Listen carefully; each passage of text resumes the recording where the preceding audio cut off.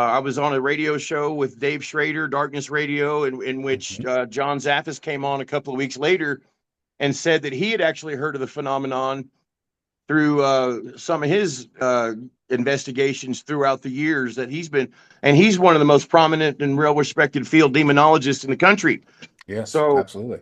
there's no way I could have made any of this up, and I have proof of it. And my when people started accusing me of making it up, I said, well, look, it's right there on the internet. If you go to unsolvedmysteries.com, you'll Hmm. see that in 2007, 2008, people began to talk about, and even before that, people were talking Hmm. about it in obscure areas of the internet that I've been able to locate in different countries. And by hyphenating ZO hyphen ZO, it Hmm. pulls up things that you may not look for.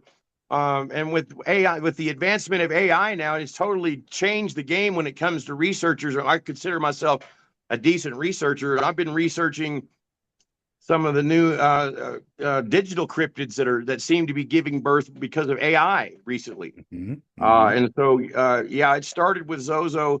ZOZO has actually reached a point now where I believe that it seems to be able to tap into electronic interference.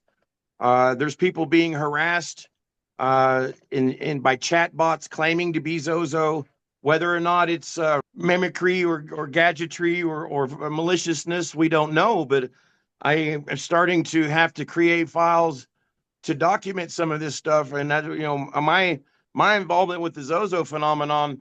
I have to kind of keep an eye on things Hmm. for my own sanity, and understanding. And if you would have told me 20 years ago that this phenomenon would be where it evolved to the point of where it's at, I would have told you you're freaking nuts. Yeah, no, listen, it has. It's taken a definitely a life on its own. There's one question that a lot of people ask, and when it comes to this, because I think it's a really important question. Do you think this entity, well, because we've talked about how this entity has had like a historical, past, but do you think this particular entity is an entity that is a type of tulpa that grows on the more attention that it creates? Is that what you think this is? I think that with the recent modern events of what it's kind of evolved to, I definitely think that it's been injected a energetic boost, so to speak, because of all the attention and that it has gotten. And I'm glad that it's kind of calmed down for a few years because things Yeah. were getting absolutely crazy